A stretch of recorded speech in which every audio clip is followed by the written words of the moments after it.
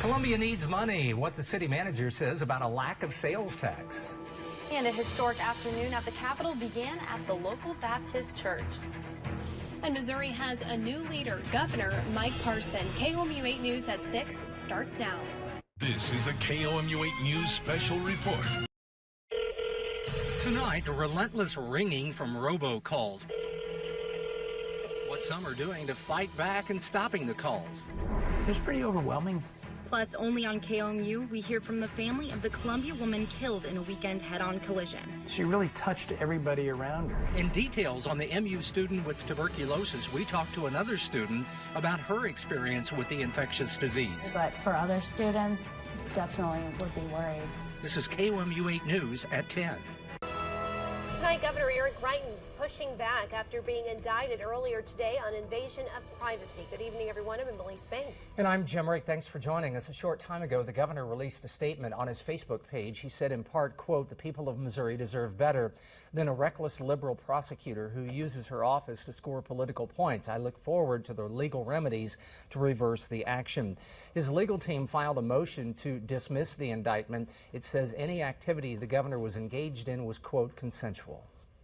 The indictment for invasion of privacy is a Class D felony and comes amid allegations of Greitens taking a nude or partially nude photograph of a woman without consent. Court documents show that in March of 2015, before he was governor, Greitens knowingly photographed the woman and accused him of uploading the image to a computer. He was taken into custody, but a judge later released him. Court date has been set for March 16th. KOMU 8's Claire Kopsky joins us live at the Capitol, where she's been since the indictment came down. And Claire, you've talked to a handful of lawmakers this evening. What's the tone there? Emily and Jim, it has been a pretty quiet afternoon and evening here at the Capitol, but a few hours ago I did have the chance to speak with Senator Mike Kehoe about his thoughts on the governor's indictment. And although his frustrations were very evident, he also wants Missourians to know there are people inside this Capitol building fighting for Missourians. A day some in the Capitol had predicted, the indictment of Governor Eric Greitens. I'm shocked and saddened, quite honestly, because the state of Missouri is a fantastic state that a lot of people love, and when you have something that sidetracks you like this, it's always a shock to the system. Senator Kehoe expressed expecting more from a Navy SEAL as governor. My concern is the governor's ability to lead the state. And the governor full well knows, as a Navy SEAL, that he understands the roles of responsibility and leadership. And it's my opinion that we should take that into consideration.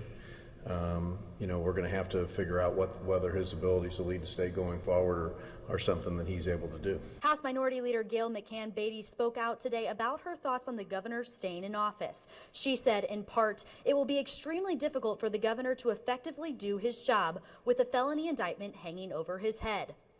House Speaker Todd Richardson, Speaker Pro Tem Elijah Har, and Floor Leader Rob Vescovo released a joint statement today outlining what they plan to do going forward.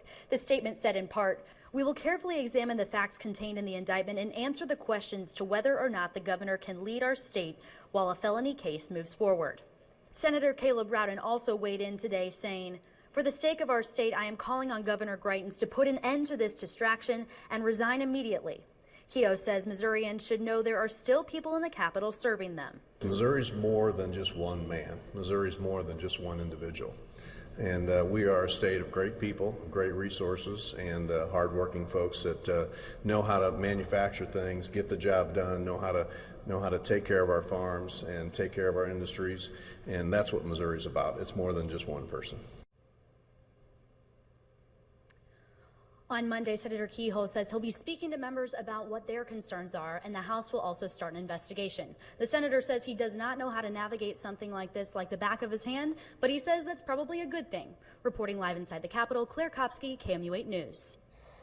If lawmakers try to go through with an impeachment attempt, they'll kick off a process unlike many other states. It starts with the House Judiciary Committee.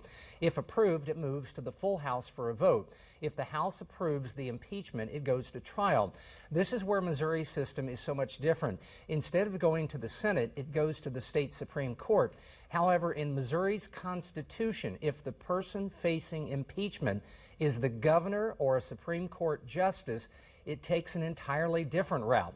The Senate would select a special commission of 7 eminent jurists to decide. If 5 or more members of that commission vote for impeachment, then the governor is out of office. Tonight we are getting our first taste of winter. Good evening, everyone. I'm Jim Ray. And I'm Emily Spain. Thanks for joining us. Our sky cam showing some snowflakes in downtown Columbia. And KOMU8's chief meteorologist is braving the elements to see this winter's first snowfall. He is like a giddy little kid out there. Hey, Kenton. I love how you say brave the elements, Emily, because to me this is great. Here's what's happening right now. MU police officers are investigating the death of one of its own students. 19-year-old Boston Perry was found unresponsive in his residence hall yesterday afternoon. Perry's Facebook page says he was studying information technology. The cause of the death is still unknown. KOMU8's Shelby Lofton is live at MU's campus learning more about this tragic event. Earlier today, MUPD released a statement saying 19-year-old Boston Perry died in the Mark Twain residence hall. There have never been so many people flying through the Columbia Regional Airport, so why is the airport still looking for money? I'll explain coming up. We have an update to that breaking news from earlier in the newscast. Columbia police have 3 people in custody. They say someone fired shots near a police traffic stop at Rice Road and Boyd Lane. Officers witnessed the gunfire. No one was hurt. The investigation continues. Kenton. It bears repeating just how egregious that these sanctions were and the reasons why. A Missouri senator speaks out on Mizzou Athletics NCAA sanctions. And an ice storm is expected tonight and tomorrow morning. I have the latest track and expected impacts coming up. How a mid-Missouri town is preparing for the icy road conditions expected tonight. This is KOMU8 News at 6.